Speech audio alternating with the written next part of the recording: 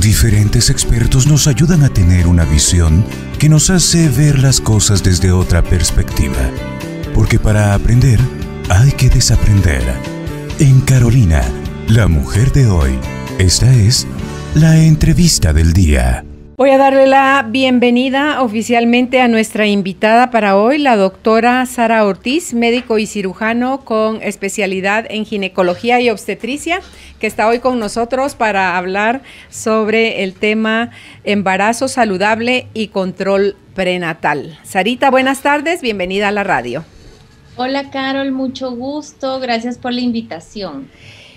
Un tema que les decía yo a quienes nos escuchan, que no es un tema de mujeres esto nada más. A mí me encanta saber que hoy en día, Sarita, cada vez hay más hombres que dicen, incluso no dicen mi mujer está embarazada o mi novia está embarazada, dicen estamos embarazados. Estamos embarazados. ¿Verdad? Sí. Porque el hijo es de los dos y a los dos les compete el cuidado de que ese bebé esté bien en el vientre y que la salud de la mamá también esté bien. Y luego cuando pueden entrar a la sala de partos y ser testigos de la llegada de ese bebé al mundo, entonces para mí es algo que como que fomenta los lazos de ellos como pareja, de ellos como papás, como familia. Entonces, les decía yo, no crean que este es un tema para mujeres, es un tema para la familia, para los hombres que están buscando ser papás o que está ya la pareja embarazada. Entonces, para todos ellos va también este programa. Sabes que es un tema bonito porque cuando hablamos de control prenatal, en realidad debe de ser control antenatal, ¿verdad? O sea, esa programación que tenemos que hacer desde las emociones, desde saber que nuestro cuerpo esté bien con los niveles de vitaminas, reservas que la mujer necesita. Hay muchas complicaciones que podemos evitar, que ya las voy a mencionar más adelante, si tenemos niveles adecuados de vitaminas y minerales, ¿verdad? Y lo que tú decías es bonito. Yo tengo muchas parejas que hasta en el peso, ¿verdad? Estamos engordando juntos, me dicen, ¿verdad? Uh-huh. Porque ahí van, ¿quién subió más ese mes? ¿Verdad? Pero sí es una parte importante porque el estímulo que ese bebé está recibiendo de la bienvenida de mamá y papá juntos, ¿verdad? Pues qué lindo el tipo de adulto que están procreando, ¿verdad? Sí, entonces creo yo de lo que tú decías, imagínate qué responsables y adultos seríamos si hasta dijéramos, bueno amor, el año entrante vamos a planificar, empezar a buscar embarazarnos, ¿verdad? Entonces se va a tomar todas sus prenatales, el ácido fólico, ver que sus nutrientes estén bien, que el peso esté bien, si tiene presión alta, cómo van a manejar eso para que cuando llegue el embarazo todo pueda fluir mejor. Entonces, o si es diabética o tiene algún padecimiento y si ese va a ser un embarazo de alto riesgo, se van a arriesgar a embarazarse, van a esperar a que las condiciones mejoren o qué van a hacer. Entonces es súper importante si idealmente se pudiera planificar y cuando se embarazan, les decía yo hace un rato también la importancia que lo vas a describir de por qué es tan importante, Sarita, que los primeros 3 meses la mujer durante el embarazo esté siendo chequeada. Mira, el tema puede parecer muy simple, ¿verdad? Porque de hecho, en un hospital escuela, el control prenatal normal lo ven los estudiantes de 5º año, ¿verdad? Con el de 6º y de los médicos de especialidad es el médico de 1er año, ¿sí? Entonces, si lo vemos, es como lo básico en teoría que uno debe de aprender, ¿verdad? Entonces, el control prenatal simplemente van a ser todas las medidas que vamos a llevar a cabo desde, según la definición, el momento en que nos enteramos que estamos embarazadas. Este debe ser idealmente temprano. Yo he tenido aquí pacientes que son tan lindas, bellas y educadas que vienen conmigo y me dicen, es que creo que ya quedé embarazada, ¿verdad? O sea, ya lo estaban buscando, ya querían bebé y entonces creo que este mes sí quedé embarazada, doctora, ¿verdad? Y tiene retraso. No, pero yo digo que sí. Obviamente preparándose, como tú decías, queremos para tal fecha ver si quedamos embarazados y si quedan, pues ya estaban con todo lo necesario en relación a ácido fólico, a esas reservas que nuestro cuerpo necesita. Entonces debe ser tan temprano como nos enteramos, debe ser con cierta frecuencia. ¿Cuál es la frecuencia que debemos de tener en el control prenatal? Vernos, por ejemplo, cada mes, si no hay ninguna complicación, hasta la semana 30. De la semana 30 a la semana 37, cada 3 semanas. Y de la semana 37 a que el bebé nace, cada semana, ¿sí? Y todo eso pues tiene una lógica, ¿verdad? Que vamos a ir comentando. Entonces, el embarazo, yo por ejemplo he visto literatura de prenatales que te dicen el embarazo de 12 meses, ¿verdad? En realidad yo digo que el embarazo debe ser de 18 meses porque el tiempo que tú programas o te preparas 3 meses antes, que es lo que realmente tenemos que hacer, y los 6 meses exclusivos de lactancia que también la mujer tiene que seguir con toda su prenatal y vitaminas completas. No son solo los 9 en teoría de embarazo, sino que los 3 antes y los 6 después. Okay. ¿Sí? Entonces, si nos basamos en esto, por ejemplo, alguien que planificó bien su embarazo y bueno, sí creo que estoy embarazada, quedé embarazada, voy, mi primera cita, ¿verdad? Generalmente cuando lo hemos planificado y lo están esperando, llegan a la cita con 5 semanas de gestación. En esa semana podemos ver muchas cosas, pero por ejemplo, la mayor duda y lo que más quieren es ver el ultrasonido. No vemos casi nada, ¿verdad? Más que la parte interna, que es el endometrio, más gruesa, con muchos síntomas, y que sí es importante que la mujer sepa cuáles son, ¿verdad? O sea, mucha tensión mamaria, sensación como que va a bajar la regla, pero es simplemente que está llegando todo lo que tiene que llegar a nutrir el útero, ¿verdad? Entonces, náusea, llegan ya algunas en esas semanas, asquito, mucho sueño, cansancio. Entonces, cuando tenemos más o menos 7 semanas, ya vemos el ultrasonido, el saco, un embrioncito con frecuencia cardíaca. Entonces, mucho de todo lo que hacemos en estas primeras citas nos van a dar un margen amplio para saber que todo va bien, ¿verdad? ¿Qué sucede cuando no notamos un saco gestacional? No lo vemos, ¿verdad? Tenemos que descartar que no sea un embarazo ectópico, ¿verdad? Si no encontramos nada dentro de la matriz, ver que no esté fuera de la matriz, ¿verdad? Ver que no esté la paciente equivocada en su regla, ¿verdad? Y descartar cualquier otra situación hormonal que nos pueda dar ausencia de menstruación, que lo primero que piensan cuando hay vida sexual activa es estoy embarazada, ¿verdad? Entonces, confirmamos el embarazo, empezamos, ¿verdad? Entonces, la primera cita, vemos que sea un embarazo intrauterino, solicitamos los laboratorios, ¿verdad? Los laboratorios, pedimos una hematología para ver algunos aspectos, principalmente que no tenga anemia, que no tenga algún proceso infeccioso que se esté manifestando, un examen de orina simple y cultivo es lo ideal, ¿verdad? Muchas veces los exámenes de orina salen normales y podemos tener cultivos positivos. ¿Y por qué les menciono esto? Porque en el primer trimestre de embarazo, si nos vamos por trimestres, una de las principales complicaciones que nos puede llevar a una amenaza de aborto o a un aborto son las infecciones urinarias. Entonces lo ideal es que hagamos orina y cultivo. De la misma muestra sale el cultivo, entonces no tenemos que hacer como más.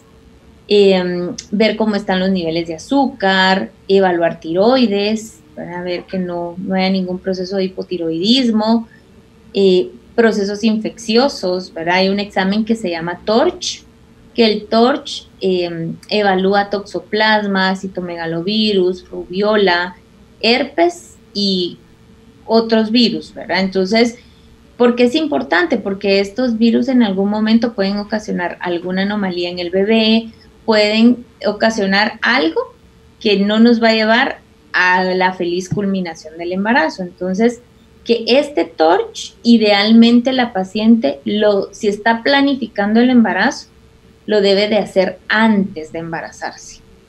¿Sí? Si estamos pensando en que, bueno, el otro año nos vamos a embarazar, yo voy con mi ginecólogo, me hago mi examen y digo, bueno, quiero saber que todo esté bien, me hago el examen del TORCH antes, ¿verdad?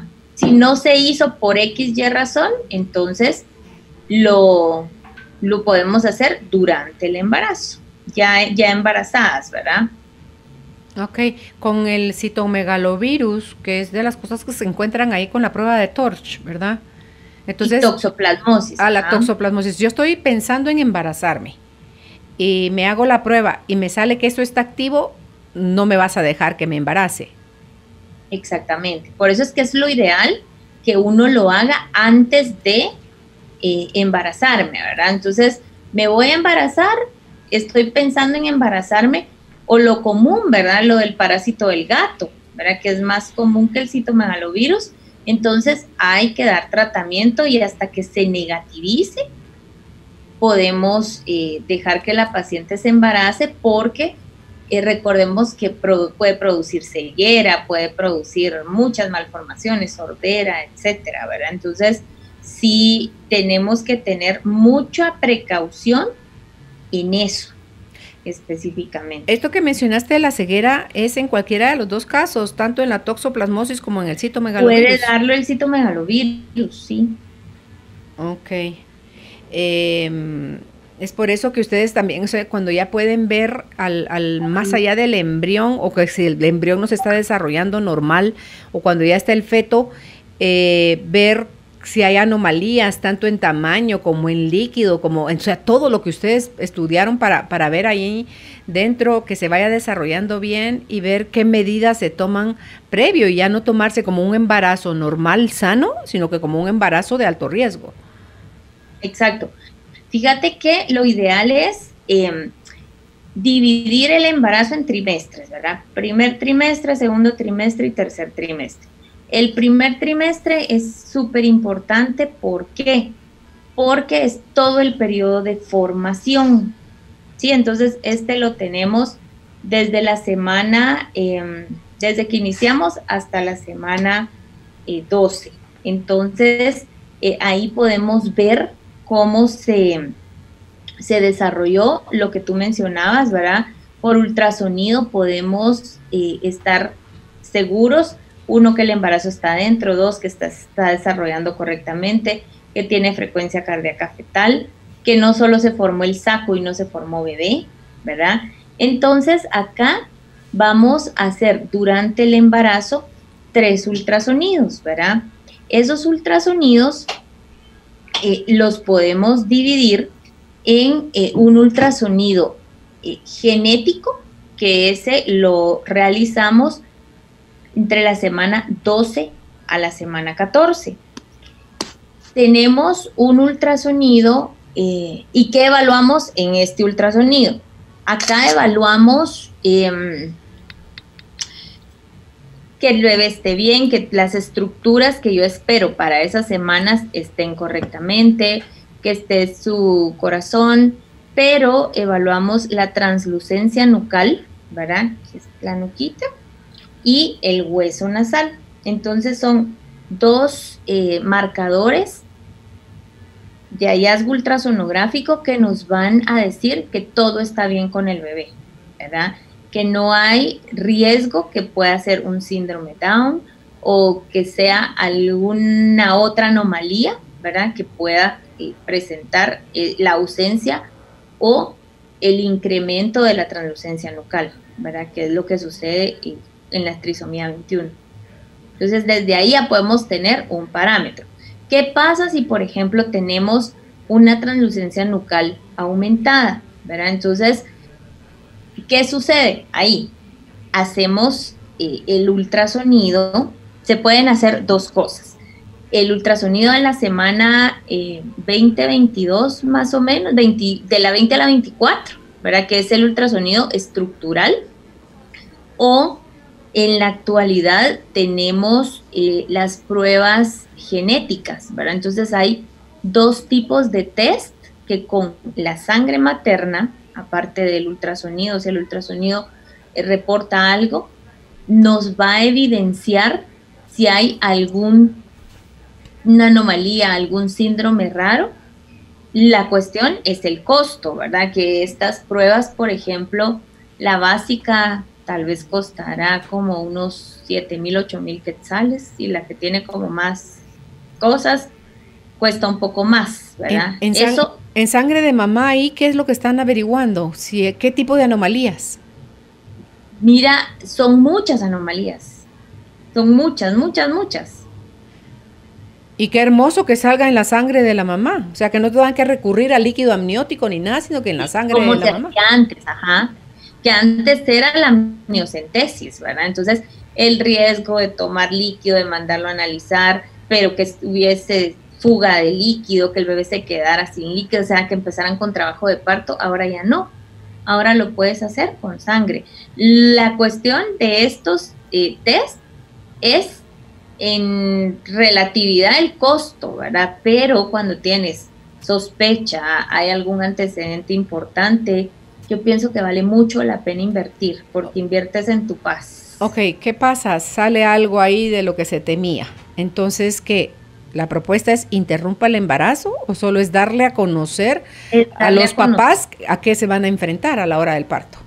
Sí, porque fíjate que acá no, o sea, no se puede hacer eso, pues no es legal la interrupción del embarazo, pero sí los papás pueden saber. Yo tuve el caso de un bebé, gracias a Dios no me enfrento como a muchas cosas. Si hago los test estos, me preguntan, les doy información, ¿verdad? Y los que se han hecho han salido bien. Las pacientes con la mayoría de mis ultrasonidos, gracias a Dios, de verdad no he tenido como que enfrentarme a anomalías así severas que creo que pasaría llorando saber cuánto tiempo, porque cuando uno es mamá es mucho más sensible a todas estas situaciones. Pero sí tuve un bebé que le diagnosticamos hidrocefalia. Entonces fue un caso muy bonito porque fue diagnosticado, tenía lesioncita en la columna, pero era súper chiquita, operable. Entonces hicimos, ¿cómo se llama esto? Interconsulta con un neurocirujano desde antes de que el bebé naciera, con todos los estudios. Yo operé a mi paciente, el bebé salió, estaba ahí el pediatra, el neuro, lo evaluó. Eso fue temprano.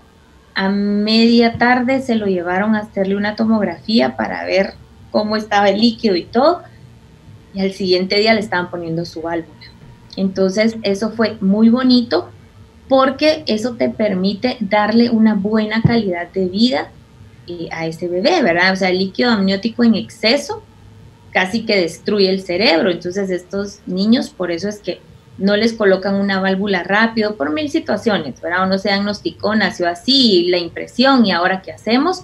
Pero cuando uno tiene un diagnóstico previo y ahora hay muchos subespecialistas, podemos ofrecer más cosas, ¿verdad? Entonces es bonito saber que andaba el bebé ahí, que la válvula era casi que un tercio de su cabeza, no importa, o sea, yo le decía a mi paciente, ni se estrese, póngale un gorrito y ya, no pasa nada, ¿verdad? se desarrolló muy bien. Claro, me imagino eso evitó porque esa presión de líquido cuando no hay válvula está acumulada ahí en la cabeza.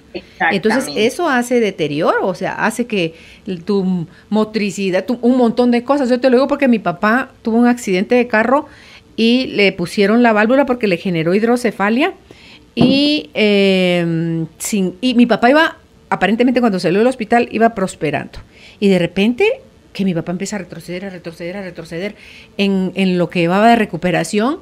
Entonces, ya cuando lo ve el neurólogo y descubren que es hidrocefalia, le ponen la válvula, pero las cosas que dejó de hacer mi papá en lo que averiguaban, en todo ese retroceso que tuvo. Sí. Es esa parte. Entonces, imagínate un bebé, o sea, en el caso de un adulto que puede pasar, pero un bebé que no sabe nada, ¿verdad? Que está por nacer y enfrentándose a la vida y toda la cuestión. Pero para mí esa fue una experiencia muy linda porque yo hago todos mis protocolos como dicen, unos se modifican, que ahora vamos a hacer esto, entonces todas las guías y todo lo que uno le debe de hacer a las pacientes, para eso está el recurso, ¿verdad? Por ejemplo, si hablamos ahorita de las vitaminas y prenatales, ¿cuál voy a usar? ¿Qué suplemento voy a usar? ¿Qué necesito? ¿Sí? La dosis que yo necesito de ácido fólico antes de embarazarme son 400 microgramos al día. Las presentaciones de ácido fólico vienen de 1 y de 5 miligramos. Entonces, una mujer sin ningún antecedente de algún bebé con anomalía del tubo neural, hidrocefalia, que es lo que estamos hablando ahora, nunca han tenido un bebé así, necesitan 1 miligramo. En realidad son 400, pero como no hay, entonces se le da la presentación de 1 miligramo. ¿Qué sucede si esta paciente tuvo ya un bebé con este tipo de anomalías? Esta paciente necesita 4 miligramos de ácido fólico. No 1, ¿verdad? Con 1 la dejaríamos corta. Entonces, para prepararla para otro embarazo, tenemos que 3 meses antes empezar a darle una pastillita de 5 miligramos. Las personas, por ejemplo, a mí me pasa en clínica, mire, ya estoy tomando ácido fólico. ¿De cuánto? No sé, solo me lo vendieron en la farmacia, ¿verdad? Entonces, también eso en relación a este tipo de productos tenemos que tener mucho cuidado porque vamos a encontrar mucho producto genérico. Yo no tengo nada en contra de los productos genéricos porque hay genéricos muy buenos, pero también vas a encontrar blister que ni siquiera dice cuánto tienen, o sea, no sabemos. Y si lo estamos usando por prevención, tenemos que utilizar lo ideal y lo correcto. En la actualidad hay presentaciones que a mí me encanta, o sea, yo sí soy como muy pro en todo lo de prevención y todo lo que podamos beneficiar a la gente. Entonces hay presentaciones ahora que traen ácido fólico, vitamina B12 y yodo, ¿verdad? Entonces, ¿por qué? Porque como se modifica el metabolismo, yo les pido a mis pacientes siempre su TSH, ¿verdad? Para ver cómo está la hormona tiroidea, porque podemos tener hipotiroidismo congénito, ¿verdad? Entonces, ¿y dónde está el yodo que tenemos que consumir? En la sal, si están consumiendo una sal yodada. Entonces, a mí me encanta esa presentación porque no existía, ¿verdad? Y les va muy bien a las pacientes. Hay quienes ya vienen tomando la que tenían, quédese con esa, pero las que no tienen, yo elijo tomar esa. Entonces, eso lo tenemos que consumir, por ejemplo, el ácido fólico 3 meses antes y las primeras 12 semanas de gestación. De ahí no es que no sea necesario, sin embargo, desde el inicio del embarazo, empezamos a utilizar lo que es una prenatal, ¿verdad? Una prenatal completa. Y esa sí es los 9 meses. Esas son los 9 meses y los 6 que uno da de lactancia exclusiva. Ok, ¿por qué no se usa todo el embarazo el ácido fólico, Sarita? Porque fíjate que las primeras 12 semanas es cuando se forma todo lo que es el tubo neural y ahí es donde nos sirve mucho darle a la paciente el ácido fólico, aunque no solo es el ácido fólico el que interviene en la formación del tubo neural, sino que también las vitaminas del complejo B. Entonces, a mí me suena bien ilógico, muchas veces vienen pacientes, es que me dijeron que las prenatales hasta no sé cuánto tiempo. Entonces, y están tomando hasta la dosis inadecuada del ácido fólico, ¿verdad? Las prenatales, actualmente hay algunas que ya traen la dosis de ácido fólico que uno necesita, ¿verdad? Algunas ya traen 1 miligramo, otras traen 800 microgramos, otras 600. Ya son bien poquitas las que van a traer los 400 que uno necesita. Entonces, si uno elige una prenatal completa y la paciente no tiene antecedente, te puedes quedar solo con la prenatal. Mencionabas hasta los 6 meses de lactancia. Uh-huh. Y el resto, y si les dan un año, hay gente que hasta 2 años les da lactancia a sus hijos. Igual. Yo siempre les digo a las pacientes, 6 meses recomiendan de lactancia exclusiva. Hay mujeres que hasta los 2 años, y ya que es como complemento, ¿verdad? No pasa nada, pero yo les digo, si quieren una leche de calidad, no tienen que tomar atoles y el montón de cosas, sino que una buena prenatal, porque entonces ahí va toda la vitamina para el bebé. Entonces, una buena prenatal, Sarita, y agua, hidratarse. Mucha agua pura, ¿verdad? 2 litros o más diarios. Eso es suficiente para tener una buena calidad de leche. Sí, a mí me llama la atención porque ponerle una hoja que es famosa para eso es el Ishbut, ¿verdad? El Ishbut. Sí. Y sabes que hay presentaciones muy bonitas ahora de medicamentos que traen Ishbut, que traen anís, vienen bebibles y a la gran producen una cantidad de leche. Maravilloso. Pero qué bueno que ya estén las presentaciones así, porque ahí tenías, hace años uno andaba viendo dónde conseguía la bendita planta. Ahí el té de Ishbut, en cambio ahora ya vienen las pachitas, ¿verdad? En las ampollitas bebibles, se diluyen en una tacita de agua tibia y se las toma. Yo generalmente, cuando son primerizas, de una vez les doy su receta en la última cita, téngalas, y 1 o 2 días antes de que el bebé vaya a nacer, si es programado, se le empieza a tomar. Y si es normal, nace y usted ya lleva sus ampollitas al hospital y ahí se la toma. ¡Qué maravilla! ¡Ay, qué bonito! Que ya nada que ver eso conmigo, pero me encanta enterarme. Eso, ajá. ¿Verdad? Porque muchas veces hay mujeres que es que no, doctora, fíjese que yo no soy buena lechera, me dijo a mí una mi paciente. Tómeselas, le dije, téngale fe, esto es buenísimo, no sé qué. Bueno, las voy a tomar porque usted quiere. Es la mujer feliz porque me dice, mire, nunca me imaginé que en realidad fuera a tener tanta leche. Pero sí, y son combinaciones. Y hay mujeres que, mire, tomé eso, más esto, más esto, más esto, más esto, más esto, y medio baja, ¿verdad? Y recordemos que esa es otra parte donde nuestro cuerpo ya está preparado, pero es el estímulo del bebé el que al final termina todo lo que ya está listo. Las hormonas, ya la prolactina ya está lista, y el estímulo es lo que nos va a hacer que la leche se produzca. Pero a veces como duele, ¿verdad? O sea, esos primeros jaloncitos, esas primeras lactancias, yo creo que suda uno y suda el niño y uno les quiere arrancar la cabeza cuando te están jalando de verdad. ¡Ay, no! Sí. Pero al final es el proceso que tenemos que vivir cuando elegimos ser mamás.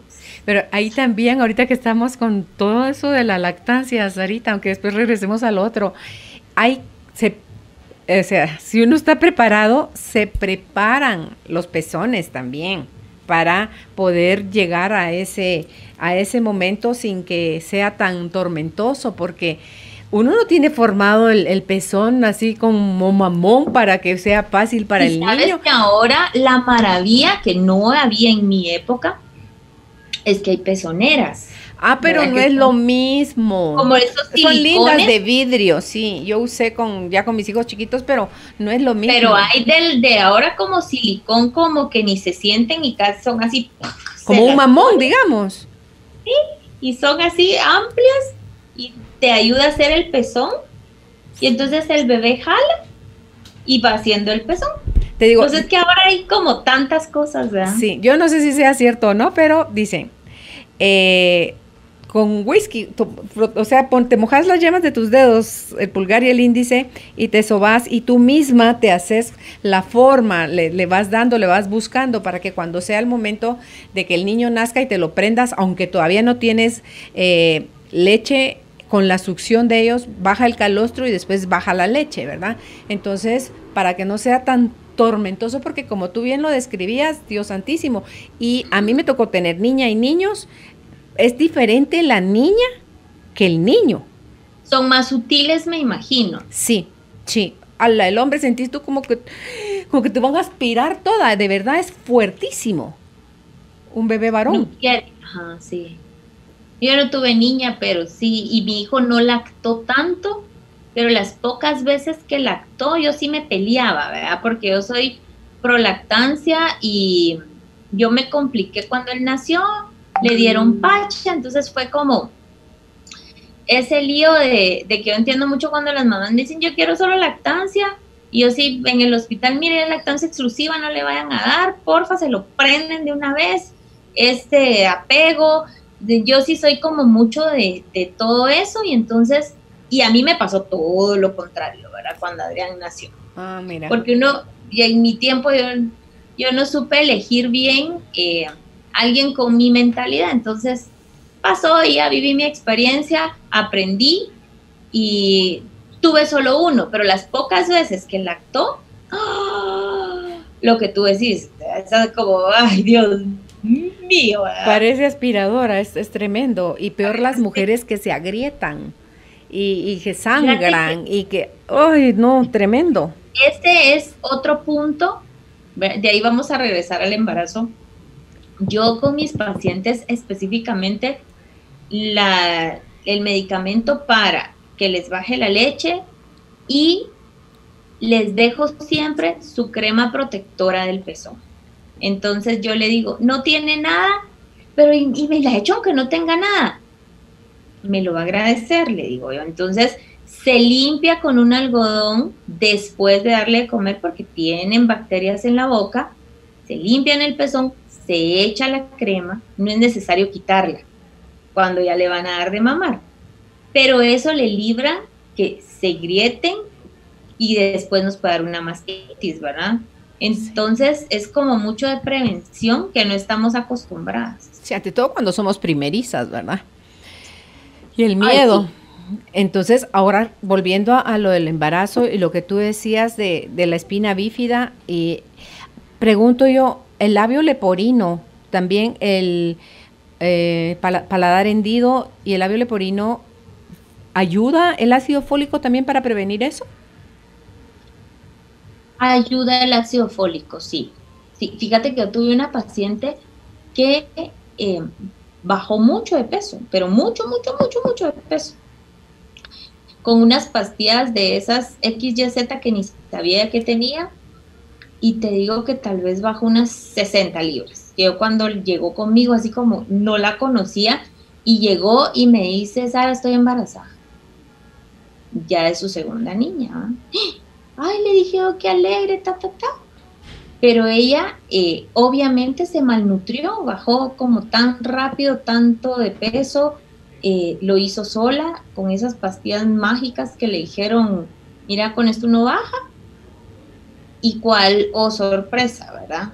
Malnutrida, y lo que dimos no fue suficiente para la deficiencia que ella tenía vitamínica, que la nena tuvo el paladar hendido y el labio leporino. Entonces, sí tenemos que tener como mucha conciencia, si estamos teniendo vida sexual desprotegida, de no embarazarnos, sí. Si no queremos bebés.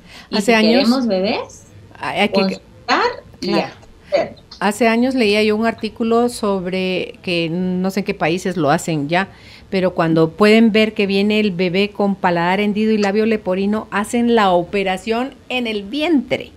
Todavía, cuando va como a la mitad del embarazo, la mujer, de manera que cuando nacen porque ahí están todas sus células reproduciéndose rápidamente. Entonces, incluso salen con apenitas de cicatriz de algo que operaron cuando todavía estaban en el vientre. Maravilloso, ajá. Sí, imagínate. Sí, toda esa tecnología que hay ahora. Ok, Sarita, durante el embarazo, el líquido amniótico, la importancia de por qué los ultrasonidos, por qué los chequeos, porque ustedes revisan ahí muchas cosas, el líquido amniótico en abundancia o limitado, ¿qué indica? Fíjate que me regreso a lo primero que tú mencionabas de lo que uno evalúa en un ultrasonido, ¿verdad? Y muchas veces nos encontramos con el mito, la duda, no sé cómo llamarle, creencia, miedo, ¿verdad? Ni siquiera de la paciente, sino que de la familia. En mi época no hacían tantos ultrasonidos, es más, ni habían, ¿verdad? ¿Por qué te están haciendo tanto? Y entonces, hablamos del primer trimestre, de ver uno que sea un embarazo intrauterino, que se desarrolle correctamente, el ultrasonido genético estructural de las 12 semanas, que vamos a evaluar ahí. Luego, ¿verdad?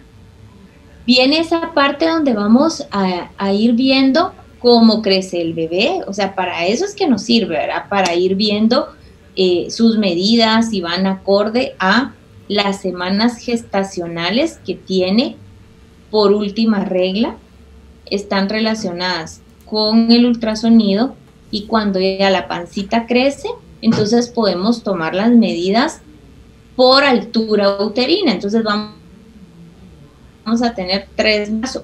Cuando hay exceso de líquido amniótico, vamos a tener aquellas grandes abdomen, ¿verdad? Y el bebé normal, pero un exceso de líquido, ¿verdad? Entonces, lo normal que podemos encontrar al final del embarazo es más o menos de 5, dicen unos, en una literatura de 5 a 20, en otros de 8 a 20, eso se mide en centímetros, y cuando uno lo mide en cuadrantes, lo medimos en cuadrantes.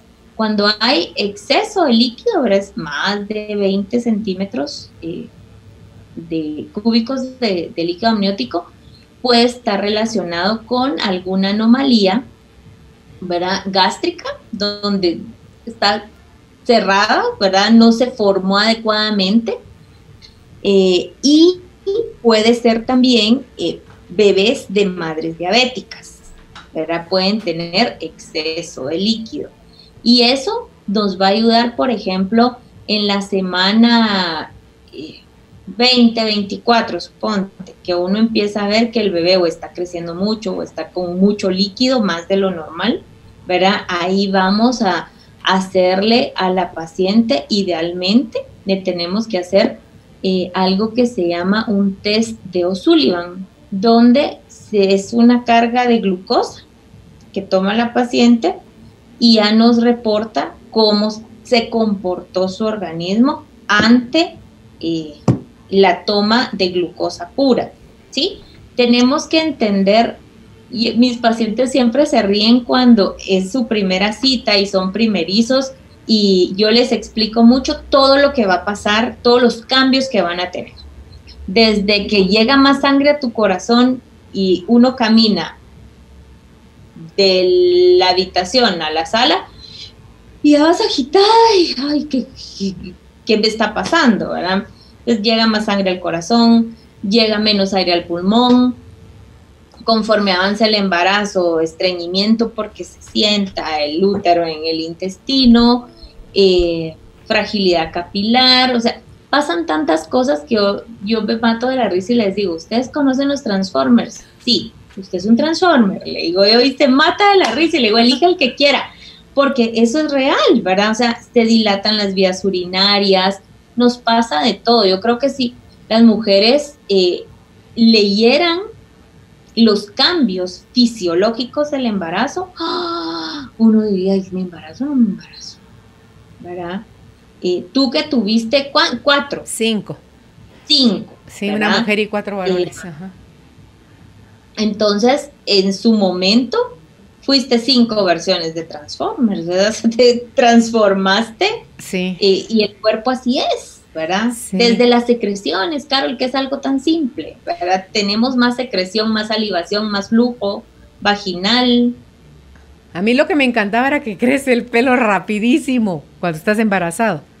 Las crece uñas y el pelo. Y crecen las boobies, me decía a mí una amiga que no tenía nada de senos. Ella me decía, mira, yo me gozo mi etapa del embarazo, tuvo 3 hijos, porque es la única etapa donde yo de verdad luzco, ¿verdad? Sin tenerme que poner implantes. Y a mí me da gracia porque sí, nos aumenta una talla cuando estamos embarazadas. Sí. Eso es real. Entonces, es una etapa muy hermosa, es una etapa de mucha responsabilidad. Fíjate que yo escuchaba, y aquí voy a hacer un paréntesis, una conferencia de un español que hablaba sobre maltrato fetal. Ok. Y así como, maltrato fetal, me encanta, porque los españoles siempre tienen como todo lo de sus memorias prenatales, lo de... O sea, el proyecto sentido y todo, sí. Buscan más, ¿verdad? Entonces me puse a escuchar la conferencia que hablaba el doctor, que de hecho iba enfocada a médicos, ¿verdad? Entonces hablaba como el bebé en algunos países pues no era un ser humano, ¿verdad? Y como sí tenía sus derechos, o sea, todo ese lío que hacen en que sí es y no es, y hasta que nace y que no nace, y entonces es un relajo. Pero dentro de todo el relajo que hizo al inicio, hablando de lo legal, llegó al punto donde cómo un bebé puede ser maltratado intrauterinamente por su madre desde el momento en que no quiere tomar las vitaminas que el doctor le deja para no engordar. Entonces, a la gran dije yo, ¿verdad? O sea, que es una cosa que puede ser tan simple. Claro. Que alguien diga, ay, no quiero. Imagínate esa mamá rechazando a ese bebé, renegando, llorando, despotricando, hasta se empujan la panza, o se la sumen o se fajan o algo, o ven, pero que no tienen gusto por la noticia, ¿verdad? Y menos por permitir el embarazo. Si se malnutren, si fuman, si ingieren licor, alcohol, o consumen drogas. Entonces, todo eso es maltrato fetal de parte de la mamá, ¿verdad? Y de parte del médico, ¿cuándo, verdad? Cuando no actúas como es, cuando recibís a un bebé con... O sea, me encantó porque hablaba hasta de la parte como uno de obstetra tiene... Para mí es una bendición, de verdad. Cada vez que yo recibo un bebé, yo le doy muchas gracias a Dios que me da la oportunidad de ayudarle a un bebecito a nacer, ¿verdad? Sea por parto vaginal, por cesárea, como sea, pero esa parte de llamarlo por su nombre, de bendecirlo, de declarar cosas bonitas sobre que están haciendo, ¿verdad? Entonces, cuando un médico maltrata, es maltrato fetal por parte del médico, cuando es el médico el que no le brinda a la mujer lo necesario para que su embarazo llegue a final término. Y entonces aquí nos enfrentamos a las complicaciones que podemos tener durante el embarazo, ¿verdad? Hipertensión.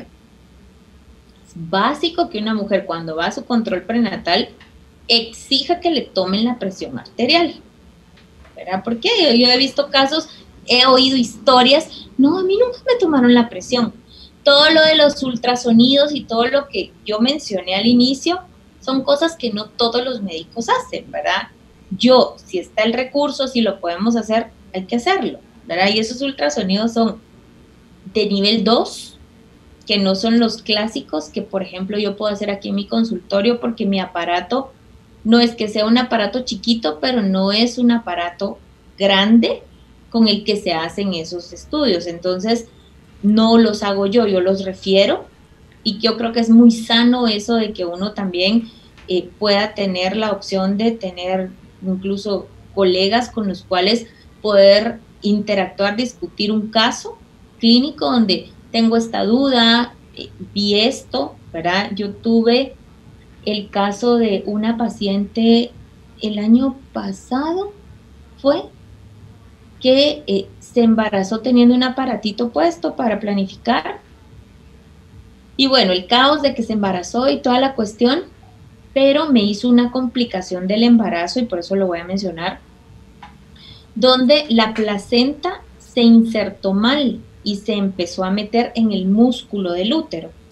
Generalmente la placenta tiene una cara fetal y una cara materna, ¿verdad? Entonces la cara materna va así, como te lo estoy haciendo acá, sobre el útero, ¿verdad? Y cuando nacen los bebés, desprenden, la bolsita sale y ya.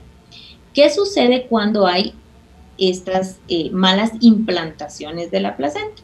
La placenta, si el útero es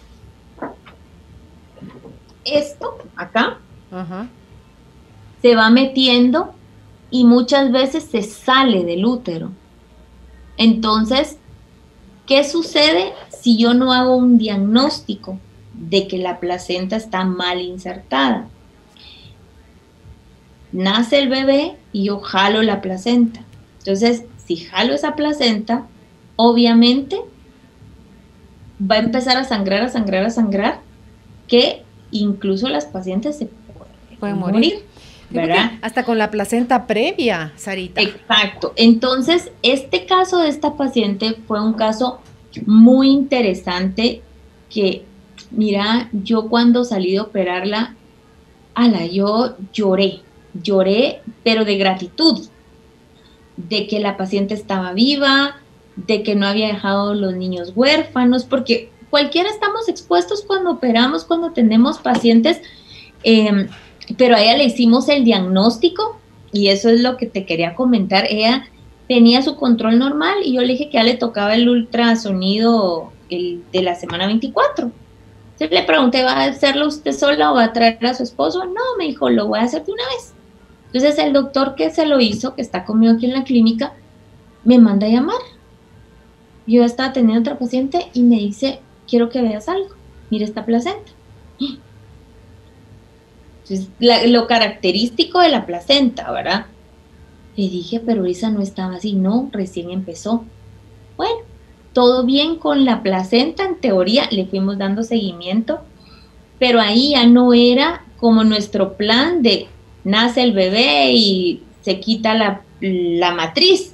O sea, el plan es, no se quita la placenta, sino que de una vez se quita el útero para evitar sangrado. Ahí sí que nuestros planes Dios los cambió por completo porque la placenta estaba metida en la vejiga. Era previa, metida en la vejiga, era como un tumor la placenta. Entonces, mira, de verdad. Pero mira qué tanta molestia le pudo haber generado que estuviera tan metida en otras partes donde no correspondía la placenta durante el embarazo. Ninguna. No es cierto, de verdad. O sea, fue puro diagnóstico ecográfico y no hecho por mí, porque no voy a decir yo fui la superpilas que yo lo hice. No, yo la referí para su ultrasonido y fue el doctor el que me dijo, mira, veo esto. Perfecto. Mira, ¿qué vamos a hacer? Okay.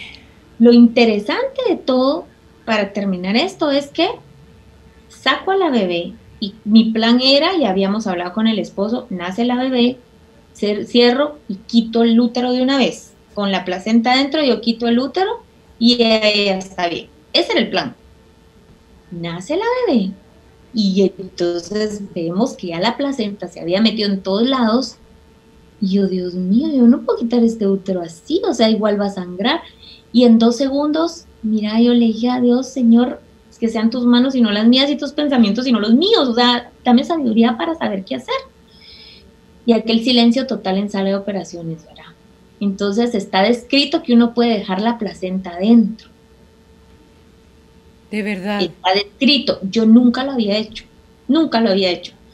Entonces el doctor que me estaba ayudando me dijo, mira, dejémosla y la manejamos de esta forma. Entonces por eso es que es bien importante cuando uno hace trabajo en equipo, que tu equipo vaya como un paso adelante de uno, y a veces a uno le toca hacer ese paso adelante de alguien, ¿verdad?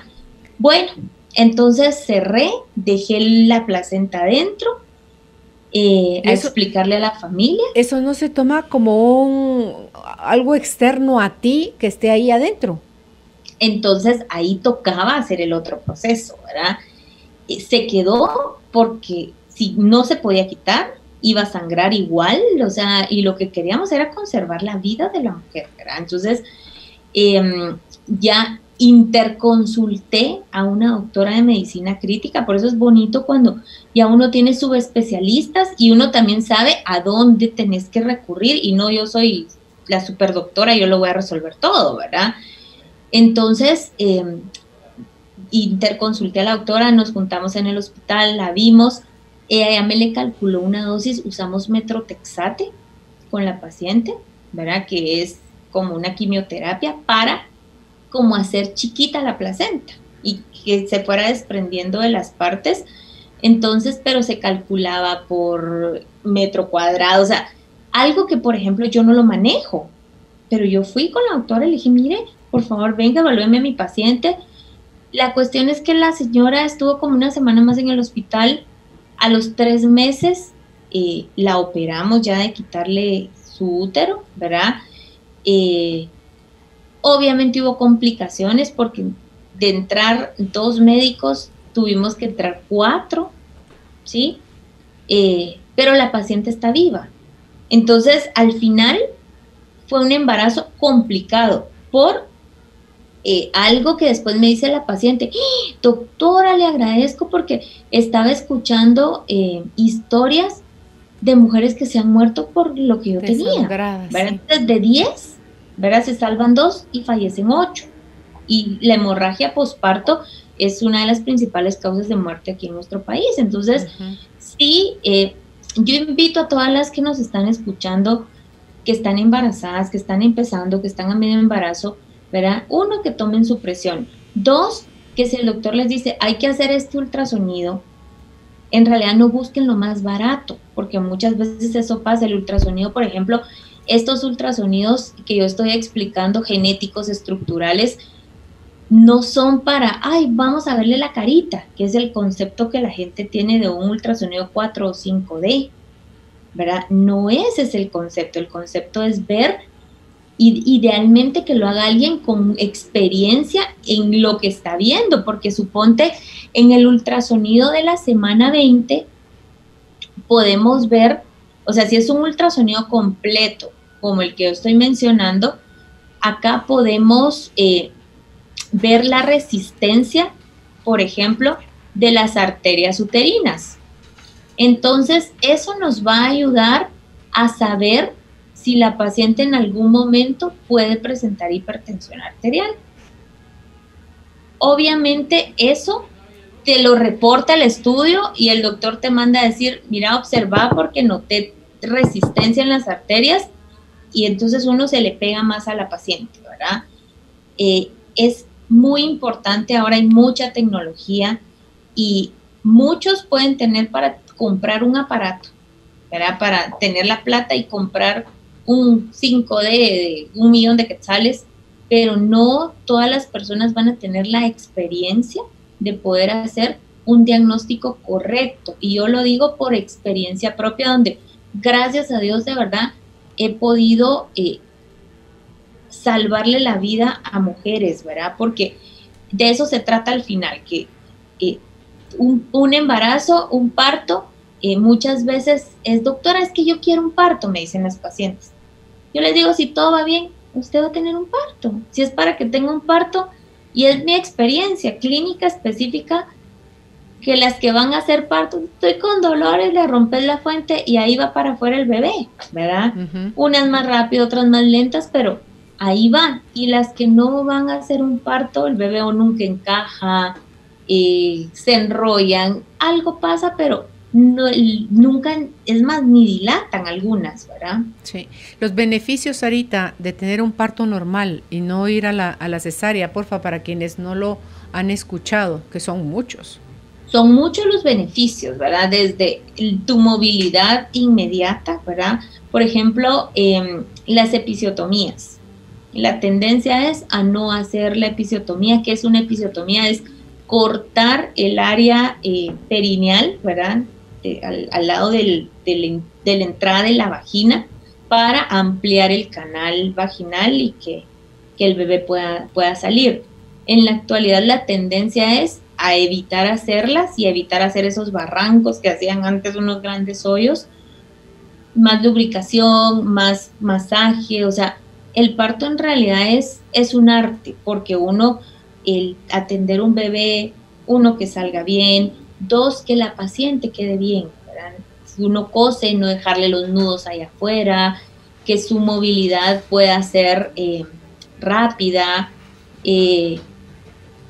lleva como muchos beneficios físicos para la mamá, pero el bebé tiene como mamá más enfocada en él. También, no, ¿verdad? y lo que pasa recogiendo él en el tracto vaginal también. Exactamente, ¿verdad? Por eso es que es el control que se hace cada semana, cuando ya tenemos 37, porque muchas mujeres, mire, estoy viendo ahorita un flujito como cándida, ¿verdad? O sea, honguito.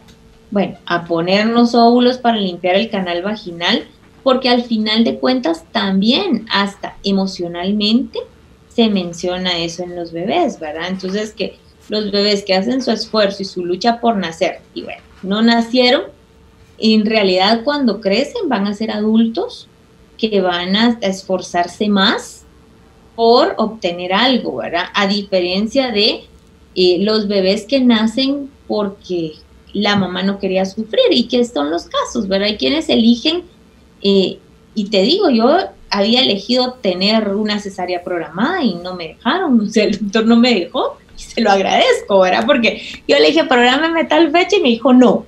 Empecé con dolores y todo, al final me paró operando porque Adrián nunca se metió bien, pero llegué hasta 10 de dilatación, o sea, tuve todo el trabajo de parto, lo único es que no tuve una expulsión, ¿verdad? Pero es esa parte que tenemos que vivir la experiencia. Una cesárea tampoco es la muerte, tampoco es que uno no se puede incorporar tan rápido, y yo te digo mi experiencia de mamá y mi experiencia como doctora. Sarita, ¿hay alguna diferencia en la bajada de la leche, por ejemplo, si el bebé vino al mundo en una cesárea que si vino en un parto normal? Fíjate que yo no he notado diferencia alguna. Ok. En que sea más o menos. Sí he notado en que mis pacientes tengan valor de ponerse al bebé antes que otras, ¿verdad? Hay unas que es el apego inmediato, mire, yo quiero, aunque sea cesárea, que me lo pongan, y a mí eso me encanta, porque es aquella paz y tranquilidad de los bebés, yo me la disfruto, ¿verdad? Creo que no lloran, y les hago así por la sabanita cuando los miro, y esa escena tan linda, ¿verdad? O sea, del milagro de la vida. Uh-huh. Mira, Sarita, otra cosa, cuando están todavía en el vientre los bebés y defecan el meconio, ¿esto puede ser solo en el momento del parto o puede darse incluso antes de que empiece el trabajo de parto? Eso se puede dar, por ejemplo, antes del trabajo de parto, y es por falta de oxigenación, cuando el bebé no ha nacido, ni hay trabajo de parto ni nada, y uno muchas veces o mira líquido espeso o poquito líquido, muchas veces ya es solo meconio, ¿verdad? Es porque el bebé ya maduró, hubo algún evento que le creó estrés y se hizo popito adentro, ¿verdad? Entonces, por eso es básico que uno rompa la fuente. Cuando uno rompe la fuente, rompe las membranitas, ahí uno puede ver si el líquido es claro, si el líquido tiene solo tinte meconial, decimos los médicos que es nada más un poquito, o es meconio, ¿verdad? Meconio. Muchas veces cuando es meconio y la paciente tiene 2, 3 de dilatación, hay que resolverla por cesárea porque ese bebé oxigenación ya no tiene y va a ser un sufrimiento fetal, igual hay que correr, ¿verdad? Y si uno detecta meconio y la paciente ya tiene 9 de dilatación, ya es mucho más fácil, ¿verdad? Si empezamos con 2, 3 y ya está meconiado. ¿Cuál es el número de centímetros que necesitan en dilatación para que pueda salir el bebé? 10. 10.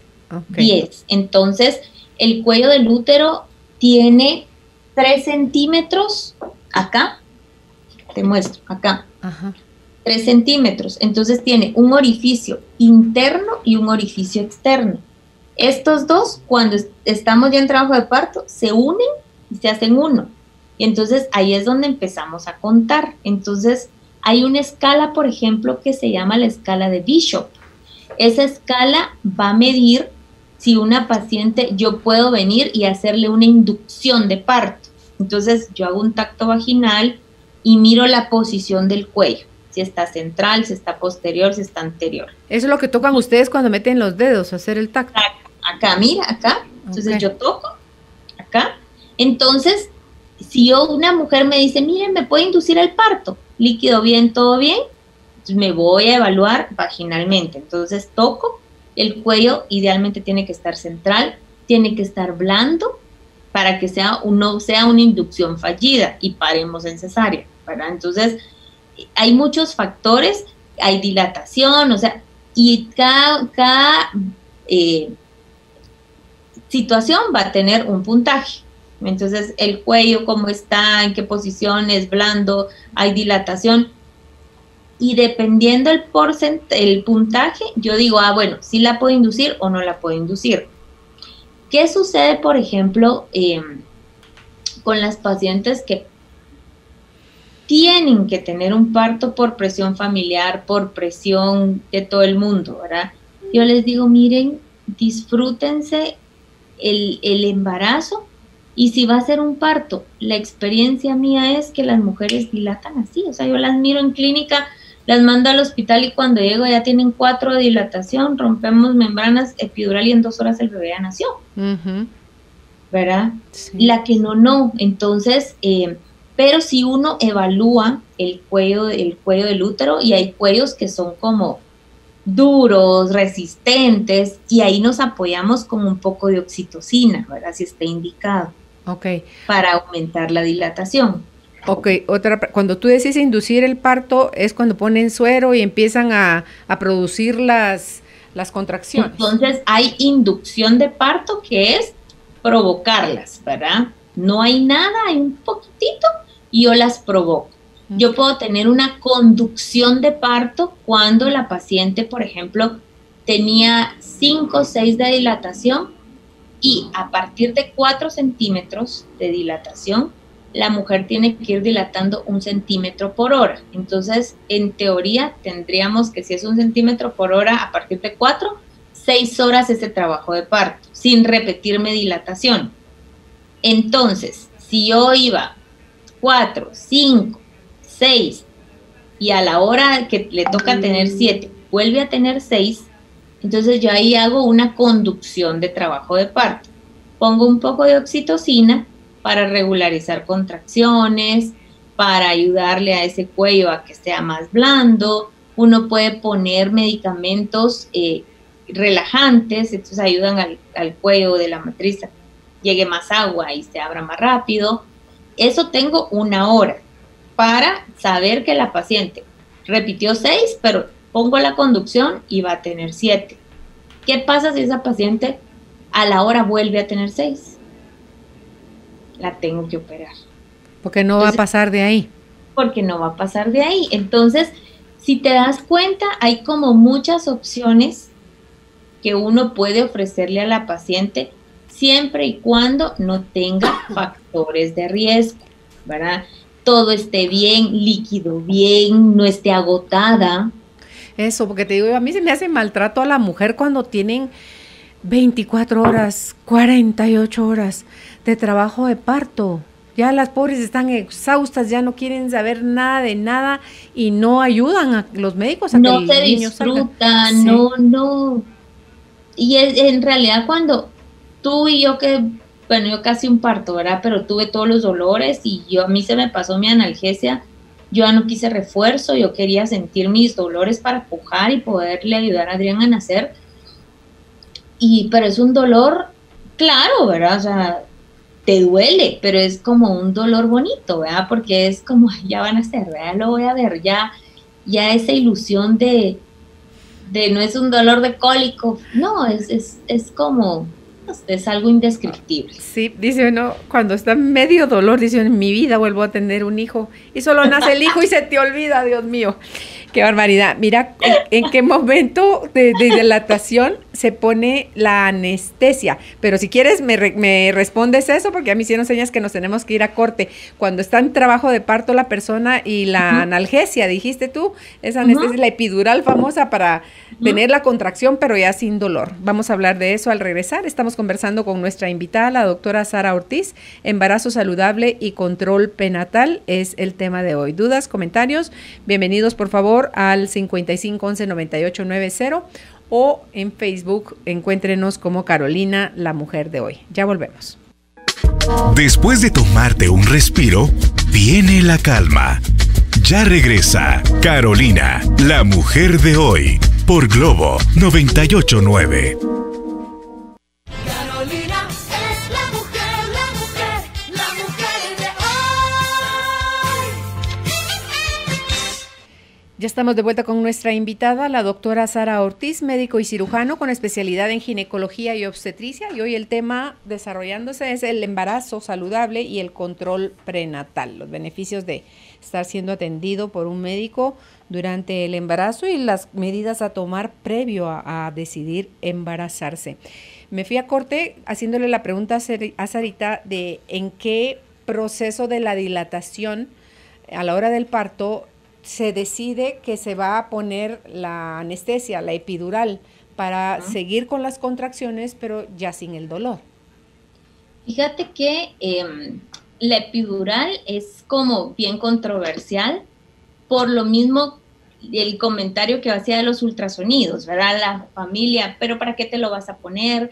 Igual te tiene que doler, entonces ese te tiene que doler. Yo les digo a los pacientes, para mí la epidural, yo me la puse y es el mejor invento que han hecho, ¿verdad? La verdad que sí. Obviamente, tiene que ser un anestesiólogo bueno, ¿verdad? Yo he tenido una mala experiencia con alguien que mi anestesióloga no pudo y me mandó a alguien y nunca le pegó el bloqueo a la paciente, ¿verdad? Entonces, el elegir uno, explicarle a la paciente, mire, está la opción de utilizar epidural, quiere o no quiere, ¿verdad? Hay quienes por creencias, no, yo prefiero parto sin nada, perfecto, ¿verdad? La mayoría usan epidural. La epidural se pone a partir de los 4 centímetros de dilatación. Entonces era la referencia que hacíamos, ¿verdad? Si es 1 centímetro por hora, de 4 a 10 van a ser 6 horas. Cuando se coloca la epidural, en 2 horas generalmente el bebé ya nació. Entonces nos quita el dolor, la dilatación continúa, hace más fácil el proceso, la expulsión del bebé es como menos complicada, menos traumática para todos, ¿verdad? El papá, la mamá colabora, o sea, viven ese proceso bonito. Sí, porque sientes cómo se encoge el estómago porque está sucediendo la contracción, pero ya sin el dolor. Yo solo tuve a Ana Carolina sin nada. Y Dios santísimo, ya con Alejandro dije la epidural, y de ahí los 4 varones nacieron con epidural. Pero ahí sí que, como tú decís, bendito el que inventó eso. Sí. Otra cosa, Sarita, la radiografía que le mandan a hacerse a uno cuando ya te falta poco tiempo para dar a luz, para ver, dicen las agujas, no sé a qué se refieren con eso, para ver si vas a dar el ancho o no para que el bebé pase por el tracto vaginal. Este examen es la pelvimetría, ¿verdad? Entonces, unos médicos, como todo en medicina, ¿verdad? Las tendencias en que no sirve el examen, en que ya es obsoleto. En mi caso especial personal, yo sí la uso, ¿verdad? A las 38 semanas se manda a hacer, y como tú decías, es una radiografía literal de la pelvis de la mujer. Entonces, las dichosas agujas simplemente es la pelvis, que no es rígida, sino que tiene los huesitos, aquí no está, pero es como una caja, donde tiene 3 tres partes que son las que se miden, ¿verdad? Que médicamente se llaman estrechos, ¿verdad? Estrecho superior, medio e inferior, y tienen medidas estándar. ¿Qué sucede? Que no todas las mujeres tenemos un tipo de pelvis ginecoide, que es la que tiene como todos los tres estrechos amplios para que pueda pasar el bebé. Entonces, hay 4 tipos de pelvis, ¿verdad? Por ejemplo, está la pelvis platipeloide, ¿verdad? Que va a ser como un plato o va a ser ovalada. Entonces, obviamente, ahí uno de los estrechos, ya sea el medio, va a estar más corto de lo normal o el inferior. Entonces, ¿eso cómo lo vamos a ver? Muchas veces clínicamente uno puede sentir que la paciente se estrecha, ¿verdad? O sea, no caben a veces ni un dedo ni 2 dedos para poder examinarla, porque el hueso del pubis, que es una de las que forma la pelvis, está como muy, muy abajo, ¿verdad? Entonces, se siente la paciente estrecha. Entonces, ¿qué sucede? Que la pelvimetría nos ayuda a ver, y se hace hasta la semana 38, porque es cuando ya el bebé como que alcanzó su tamaño, y ya a la hora de poder pasar, no se hace antes porque puede salir normal, ¿verdad? Entonces ahí ya es la medida de la circunferencia cefálica del bebé con los estrechos de la pelvis. Entonces hay que evaluar cuáles son los estándares. Esa medida ya te la da el laboratorio donde se lo vayan a hacer, y cuáles son las medidas de la paciente, ¿verdad? Okay. Hechas por ellos. Ahí pueden ver entonces que no va a poder nacer por un parto vaginal. Exacto. Entonces podemos tener los resultados de una pelvimetría normal, donde uno dice, bueno, esperemos, ¿verdad? Aquí podemos esperar porque no hay ningún problema de estrechez. Ok. Otra cosa. ¿Qué sucede cuando ya te dicen hay una estrechez pélvica? No va a salir el bebé, programamos una cirugía. Claro. ¿Qué pasa, Sarita? Hay bebés que se la pasan sentaditos en el vientre de mamá todo el embarazo y hasta el final se ponen boca abajo. Y hay otros que están boca abajo y de ahí varían. Fíjate que lo más común es lo primero que tú dijiste, ¿verdad? O están atravesados o están sentados, y ya cuando se va acercando la hora del parto, pues buscan su lugar, se acomodan. Yo siempre les digo a las pacientes, los bebés tienen que idealmente nacer viendo hacia abajo. Eso es lo más común. No es que viendo hacia arriba no puedan nacer, pero no es lo normal y cuesta más la dilatación. Entonces, un bebé que va a nacer en parto normal, uno lo mira a la 37 semana, ¿verdad? Su control de 37 semanas, y ya no le ves carita en el ultrasonido, sino que le ves el cuellito porque ya está en posición, listo. Entonces, esa posición es la que empuja el cuello del útero y hace que se produzcan sustancias que se llaman prostaglandinas, que son las que empiezan la dilatación. Entonces, cuando no está ese esfuerzo de la cabeza del bebé, difícilmente vamos a empezar con dolores y vamos a dilatar. Y la posición correcta es esa, viendo hacia abajo. Hay bebés, ¿verdad? Yo he tenido el caso de una niña, un 24 de diciembre. Yo a mi paciente la vi como 18, normal, y habíamos quedado que entre Navidad y Año Nuevo se hacía la pelvimetría para ver cómo nos iba. Y yo el 24 amanecí pensando en la paciente. Le escribí cómo está, y ella en su rollo de 24, ¿verdad? Ay, pues bien, mire, se ha movido la bebé y todo, sí, pero fue así como pura corazonada. De ahí al rato me dice, fíjese, doctora, que no siento que se mueva normal, me duele la cabeza y todo, entonces estaba hipertensa, la mandé al hospital, así casi que contra su voluntad, no, que no quiero, que es 24, déjame comer el pavo mañana, no, vaya a ser una vez.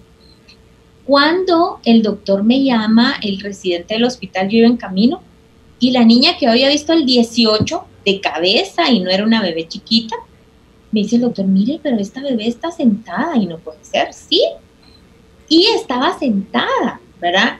Y es otra cirugía que yo salí a llorar de gratitud, ¿verdad? A decirle a Dios, Señor, gracias, porque la bebé se había enrollado 3 veces el cordón cuando se sentó, ¿verdad? Y fue como el momento justo y exacto que la tuvimos que sacar.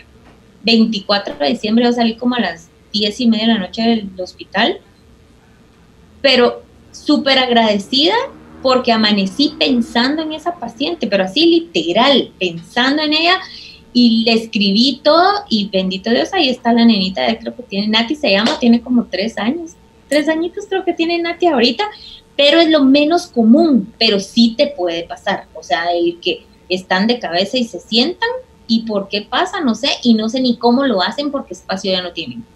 Sí, ¿verdad? Y que si uno siente cuando te patean abajo de las costillas o te dan un codazo, Te la meten ahí manita, a la sí, gran. como duele. Mira, Sarita, la obesidad, ¿cuánto afecta o cuánto complica el embarazo? Fíjate que lo complica mucho desde el punto de vista en que una mujer en un embarazo normal, sin sobrepeso ni nada, tiene que subir 12 kilos, ¿verdad? Que son 25 libras. Cuando tenemos sobrepeso, obviamente la paciente no puede subir las 25 libras. ¿Qué riesgos tenemos de que pueden desarrollar hipertensión, ¿verdad? Inducida por el embarazo, que es la preeclampsia, que es a partir de la semana 20, y pueden desarrollar diabetes gestacional, ¿sí? Muchas veces hacen bebés con retardo del crecimiento intrauterino, ¿verdad? No crecen, no les llegan los nutrientes necesarios, y en algunas ocasiones puede ser más complicado el proceso del parto, ¿verdad? Por el exceso de tejido graso. Ok. Antes de irnos a la fase de preguntas, Sarita, me gustaría, ¿cómo se llama los entuertos? ¿Cómo se llama? ¿Cuál es la palabra correcta? Las contracciones que te dan, y no entiendo yo por qué es hasta después del segundo parto y no te dan en el primero. ¿Por qué sucede eso? Esas contracciones que cuando está regresando la matriz a su lugar. Fíjate que con el primer embarazo es algo bien característico desde tu pared abdominal, ¿verdad? O sea, tus músculos se estiran como primariamente, entonces tu abdomen como muy normal, el parto como tenga que ser, llega a su tamaño como tiene que ser con los medicamentos que uno utilice.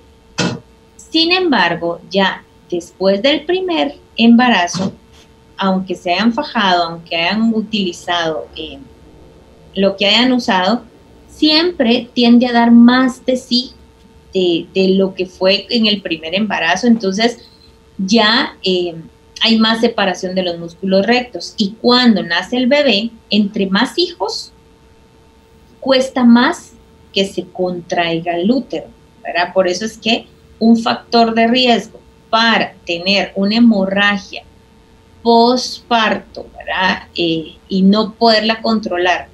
Suponte, lo peor que puede tener uno es una atonía uterina, el útero no agarra tono correctamente, te desangras y te morís, ¿verdad? Y eso es, a más hijos, más riesgo. Entonces, está relacionado con eso, ¿verdad? O sea, con el hecho en que el útero se estira tanto que ya, entre más embarazos hay, es como el proceso más desgastante. Ok. ¿Y cuál es la palabra correcta? ¿Intuertos o entuertos? Intuertos. Ay, sí, son horribles. Es como volver a tener otro hijo. Es a uno así en la cama. Ya, prefiere uno tener. Claro, ya nació el muchachito, ya ¡ah! salió la placenta y ahí están otra vez las contracciones. Dice uno, Dios mío. Ok. Pero ¿sabes cómo se evitan los intuertos? ¿Cómo?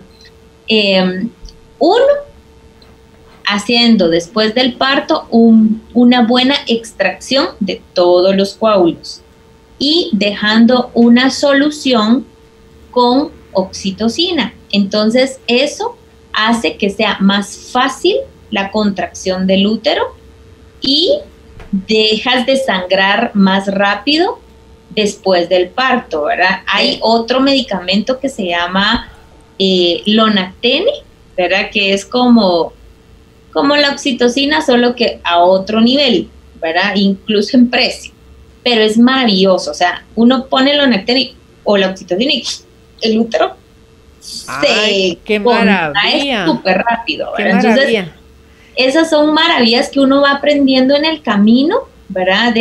Dejémosle la solución goteando con sus 10 unidades de oxitocina, se contrae y la paciente ya no padece lo que tú dices. Qué maravilla que le pongan a uno eso en el suero. Tengo que hacer otra pausa, Sarita, y al regresar, si estás de acuerdo, entramos a la fase de preguntas y respuestas. Me parece. Ok, estamos conversando con nuestra invitada, la doctora Sara Ortiz. Embarazo saludable y control prenatal es el tema de hoy. Ya volvemos. Después de tomarte un respiro, viene la calma. Ya regresa Carolina, la mujer de hoy, por Globo 98.9. Carolina es la mujer de hoy. Ya de vuelta con nuestra invitada, la doctora Sara Ortiz. Embarazo saludable y control prenatal es el tema de hoy. En la fase de preguntas y respuestas, esta es la primera pregunta. Sarita dice, ¿qué pruebas se debe hacer la pareja si son compatibles para tener hijos o no? ¿Y qué aspectos se deben de tomar en cuenta para conversar en el noviazgo respecto de los métodos anticonceptivos para ponerse de acuerdo y en qué momento desean tener hijos? Bueno, son dos preguntas súper buenas, ¿verdad? Empiezo por la última que me hiciste, donde ¿qué aspectos hay que hablar sobre los métodos anticonceptivos? Yo más que todo lo enfoco a cuánto tiempo quieren planificar, ¿verdad? Y ya dependiendo de cuánto tiempo eligen que van a evitar embarazos, elegimos el método, ¿verdad? Obviamente siempre se da una consejería balanceada donde se explican todos los métodos que existen y es la pareja, no solo la mujer, la pareja idealmente la que elige qué método quieren usar en base a cuánto tiempo quieren evitar y cuántos hijos quieren tener, ¿verdad? Entonces, cuánto tiempo entre cada hijo. Es bien importante que hablen el tema porque muchas veces la mujer quiere 3, el hombre quiere 1, o ella quiere ninguno y el hombre quiere 3. Entonces, saber que si te vas a casar, vas a unir tu vida, vas a estar en unión libre con una mujer que no quiere hijos, ¿verdad? Si es un hombre y sueña con ser papá y está con una mujer que no elige ser mamá, ¿verdad? Que en la actualidad se da mucho los casos y yo le digo es respetable. El hecho de ser mujer no quiere decir que uno tenga que ser mamá obligadamente, ¿verdad? Y cada quien elige, ¿verdad? ¿Qué quiere? Entonces, ese sí es un punto válido, saber y hablarlo antes de un compromiso mayor, si quieren ser papás, si no quieren, utilizar un método muy seguro, y si quieren, pues ya se va uno a todo el proceso de cuánto tiempo y todo lo que comentamos. Con la primera pregunta que era, ¿qué estudios de compatibilidad? Siempre es bien importante tener los tipos de sangre, ¿verdad? ¿Por qué? Porque cuando el bebé nace, ahí se ve, muchas veces hace el bebé incompatibilidad de grupo, ¿verdad? Con el papá, la mamá, y son los bebés que se ponen amarillitos y toda la cuestión, pero eso no lo vamos a saber hasta que el bebé nace, ¿verdad? Sin embargo, sí es básico que sepan, ¿verdad? Yo he tenido casos que su tipo de sangre no lo sé, me dicen los papás, yo tampoco, la mamá, entonces hay que sacarlo, ¿sí? Y los exámenes previos a todos los de infecciosos que mencionaba, ¿verdad? El TORCH, ¿verdad? VDRL, VIH, todos los infecciosos como protocolo previo a embarazarlos. Ok, la siguiente pregunta dice, ¿qué dieta es la más recomendable para este proceso de gestación? ¿Qué es lo más importante evitar para los bebés? Ya durante el embarazo, pues definitivamente una dieta balanceada que incluya mínimo nuestras 3 raciones de fruta, nuestras 3 raciones de vegetales diarias, mínimo, ¿verdad? Bajarle a los carbohidratos, ¿verdad? No consumir tantos azúcares, un poco más de proteína. Yo siempre les digo a mis pacientes que el primer trimestre, cuando tenemos el asquito, las náuseas, depende cómo manejemos esa parte, y eso va a depender de cada mujer y de cada embarazo, porque hay quienes un embarazo no les pasa nada y en el otro les pasa todo, pero ideal una dieta balanceada, donde el primer trimestre sí tienen derecho a comer lo que se les antoje, porque muchas veces es solo fruta, incluso bajan de peso el primer trimestre, no pasa nada. Luego ya podemos ir viendo, muchas no toleran carne, no toleran proteína animal de ningún tipo, y de eso vamos viendo cómo van evolucionando el embarazo, pero sí idealmente bajarle a todo el concepto erróneo de voy a comer por dos, o el bebé quiere pizza, o el bebé quiere hamburguesa, o el bebé quiere, y es nuestra justificación para comer nosotros, ¿verdad? Entonces, y les digo por experiencia. Sí. Entonces yo sí, de ahí te costó un montón bajar de peso, pero sí es una dieta balanceada y más una dieta de conciencia, que tengo una vida dentro y no tengo que verlo como un sacrificio el no comer tanto o tanta chatarra o tanto dulce, tanto pastel, tantas alimentos que al final pueden llevarme a tener sobrepeso, ¿verdad? Evitar mucho picante, el café pues es en discusión, ¿verdad? La mentada cafeína, yo les digo, bueno, puede tomar una tacita ralito, ¿verdad? No 10 tazas al día, y todos los excesos son malos, ¿verdad? Obviamente alcohol no. No tabaco. No tabaco, comidas crudas, ¿verdad? Los carpachos, todo lo que va crudo no, por el riesgo de salmonela. Sí, evitar picantes porque les da mucho reflujo. Ok. Dice, buena tarde, Carolina y doctora, ¿podrían repetir? Es que no lo dijiste nunca, solo mencionaste que eran unas ampollas. ¿Cómo se llama la ampolla para que ayude a bajar la leche que debe tomar la mamá? ¿Lo puedo decir? Sí. Válgales la publicidad. Valga la publicidad, sí, se llama, por eso no lo dije, solo dije que había. No, dale. Antes se me iba, se llaman Fara Mamá. Fara Mamá. Para mamá. Ah, qué bonito. En las farmacias lo venden. En la farmacia venden la caja de 5. ¿Y se toma una ampollita diaria? Una ampollita diaria lo pueden tomar, por ejemplo, un mes. ¿Verdad? Su ampollita diluido en una tacita de agua tibia. Una ampollita al día. Y es excelente. Qué maravilla. Fara Mamá. Ok. Dice otra pregunta, buen día doctora, quiero contarle mi experiencia en relación al tema de hoy. Tuve problemas de fertilidad y me costó 9 años embarazarme. En ese tiempo llevaba estricto control ginecológico y de salud en general. Por ciclos tomé prenatales y vitaminas. Cuando tenía 37 años nació mi primer hija y tuve a la segunda a los 41. Ambas nacieron y son saludables. Mis embarazos fueron fabulosos, 0 síntomas y complicaciones. Mi recuperación postparto fue rápidamente y todo ello se debió al haber invertido en mi salud física y emocional antes de tener a mis hijas.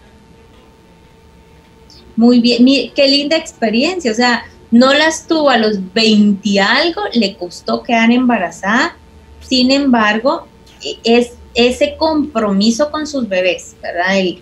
Voy, hago mis exámenes, y yo entiendo muchas veces que la parte económica nos limita. Sin embargo, yo quiero comentar que esta es una época de muchos bebés. Yo tengo muchas pacientes embarazadas ahorita de bebés que van a nacer septiembre, octubre, noviembre, diciembre, enero, ya tengo de enero, ya bebés que van a nacer febrero, marzo, ¿verdad? Mujeres embarazadas nuevas. Se están embarazando, muchas no lo esperaban, otras lo estaban buscando y bueno, ya llegó ahorita, ¿verdad? Entonces creo que es una época poco usual, ¿verdad? Sin hacerle tanto alarde a la situación como tal, porque es mucho de lo mismo, ¿verdad? Entonces dentro de tanta cosa negativa, lo positivo que tenemos, si estábamos buscando un bebé, me encantó la historia del estricto control, comprometernos, ¿verdad? Yo, por ejemplo, en mi clínica atiendo y mis embarazadas sí tienen derecho a traer un acompañante, ¿verdad? las otras pacientes que no están embarazadas, no dejo entrar a nadie y es por seguridad de todos, ¿verdad? Solo entra la paciente y con todas las medidas de seguridad, porque al final es lo que tenemos que hacer, ¿verdad? Cuidarnos de ambas vías, pero si se van a embarazar o quedaron embarazadas en esta época, no descuiden esa parte porque, entonces estamos en esta situación especial, busquen a su médico, vean que igual se cumplan todas las normas y reglas de seguridad y hagan sus chequeos como tienen que ser. No hay pretexto para no chequearnos, ¿verdad? Y una bonita anécdota de aprendizaje de que no importa si tenía 40, cuando tuvo, todo salió muy bien. Sí. La siguiente pregunta dice, en un embarazo de 28 semanas, a mi hermana le está pasando esto, se le hinchan mucho los pies y las manos. Aparte, le dan calambres de la cadera a los pies. ¿A qué se deberá? Ella está tomando prenatales. Gracias. Hay que ver porque se pueden hinchar los pies, podemos hacer retención de líquido, hay que evaluar mucho que no esté haciendo hipertensión, ¿verdad? Que no esté haciendo preeclampsia, que esta se presenta después de la semana 20 y a veces los síntomas es retención de líquido, entonces estar pegaditos con la presión, por ejemplo, tomar 3 días la presión arterial en distintas horas, ¿verdad? Y preguntar cuando vaya a su control, doctor o doctora, ¿cuánto tengo de presión? ¿Cuál es mi presión arterial? ¿Verdad? Ideal, yo la mayoría de veces le digo a las pacientes, tienen tanto, eso es normal, o estamos, a veces uno va estresado a la consulta y hacen piquitos de, no exagerados, pero se sale un poquito del límite, no alarmamos, chequees en casa, me cuenta cómo va, pero en el caso de edema hay que estar atentos con la presión. Ok. Dice, hola estimada, saludos, tengo 35 años y aún no he tenido hijos. Me casé hace 2 años y hace poco fui al ginecólogo. Me encontraron fibromas fuera de la matriz, uno mide 10 centímetros. Me dijeron que sí puedo quedar embarazada. Lo recomendable, hace 5 u 8 años hubiese sido operación, pero por mi edad, que ya voy en contra de mi reloj de mujer, debo probar embarazarme. Mi duda es si esto es posible mientras esté el tumor adentro. ¿Cuáles deben ser mis cuidados pre, durante y post de un embarazo si tengo fibromas? Gracias. 10 centímetros es mucho, ¿verdad? Un útero normal mide más o menos 7.5 centímetros. Entonces, si estamos hablando que es 10, es esto aquí arriba, ¿verdad? Entonces, hay que ver en realidad si la cavidad del útero, la cavidad endometrial está limpia de fibromas, de que no haya nada, porque ahí es donde se va a implantar el bebé, ¿verdad? Entonces, si el fibroma le dijeron que está fuera del útero, no habría ningún problema a la hora de embarazarse, ¿verdad? Ni interferiría mayor cosa con el crecimiento o el desarrollo del bebé, que sí hay que ver, ¿verdad? Que no hayan más masitas que en algún momento sobrecrezcan, ¿verdad? Y tiene 35 años, yo pienso que es de evaluar bien qué psicológicamente es mejor, dar la masa y tener un embarazo saludable mentalmente, que no hay nada, o yo ya tuve un caso de una paciente así, que tenía una masa y se quedó embarazada sin querer quedar embarazada en ese momento, ¿verdad? Porque no era el plan era quitar la masa y después se iba a embarazar. Entonces, quedó embarazada y fue dificultoso porque la bebé llegó un momento en que el útero ya no se estiró más por la masa y no crecía, ¿verdad? Pesó como 5 libritas, o sea, era chiquitita la bebecita, tiene 7 años, ¿verdad? Yo a todos esos mis bebés que me marcan les llevo el récord, pero sí tiene que evaluar muy bien ella cómo se siente emocionalmente con esa masita. Y si está fuera del útero es súper fácil la cirugía. Yo le pediría, vaya con Sarita, oiga, otra opinión, porque no le auguro un embarazo con mucha paz. Si está sabida de que tiene no uno, dice que le encontraron fibromas. O sea, Ajá. hay más de uno, pero uno ya tiene 10 centímetros de tamaño. Entonces, como tú le estás diciendo, si se va a operar es una operación sencilla con recuperación pronta también, y entonces pensar que a los 36 en lugar de los 35 se puede embarazar si tiene un buen acompañamiento médico, ¿verdad? Y no tiene 100 años, pues. O sea, a mí sí me da mucha tristeza cuando trabajan con las pacientes a base del temor, de esa emoción negativa, de, ala, ya tiene 35. Y, ¿verdad? Sí. Yo he visto embarazadas, tengo ahorita 2, una de 41 y una de 42 y una de 43 años. Y iban normales. La respuesta que diste a la pregunta anterior, que la señora que nos comentaba tuvo un bebé a los 37 y el otro a los 41, perfectamente. Entonces, es simple y sencillamente de evaluar bien el caso y lo que tú decías, ¿verdad? Y yo hablo desde el punto de vista médico y mamá, y tú también desde el punto de vista de comunicadora mamá, ¿verdad? Entonces, cuando uno es mamá, sabes que, por eso le decía yo, que tanta paz va a tener durante su embarazo sabiendo que la masa que esto, y de veras, les roba la paz. Entonces, sí, es mucho más sencillo. Y no son cirugías complicadas, en serio que no. Ahorita en un ratito le doy dónde contactar a la doctora Sara Ortiz. La siguiente pregunta dice, buenas tardes, soy soltero y no tengo hijos. Mi tipo de sangre es RHO negativo. ¿Qué se debe hacer para que no tenga problemas en el momento de querer tener hijos? Es O negativo. Ella es O negativo. Es un hombre. Soy soltero, dice. Y él es O negativo. En el caso de un hombre negativo no hay problema, ¿verdad? El problema es cuando la paciente es tipo de sangre O negativo, y entonces hay que esperar qué tipo de sangre es el bebé, ¿verdad? Porque si el bebé es O positivo, por ejemplo, y la mamá negativo, le deja anticuerpos, o sea, todos los positivos en la sangre materna. Por eso es que usamos una inyección que se llama inmunoglobulina, que va al organismo de la mamá y mata todos los positivos que dejó el bebé para el siguiente bebé. No es para este bebé, ¿verdad? Sino que es para el siguiente embarazo. Entonces, pero en el caso de un hombre, sí es válido, ¿verdad? Y qué bueno que sabe qué tipo de sangre es, porque en el momento que se case, tenga hijos, hay que ver qué tipo de sangre es la esposa y qué tipo de sangre sale el bebé, ¿verdad? Ahí hay que esperar hasta que ya nace. Ok. La siguiente pregunta dice, bendiciones Carolina, lindo programa.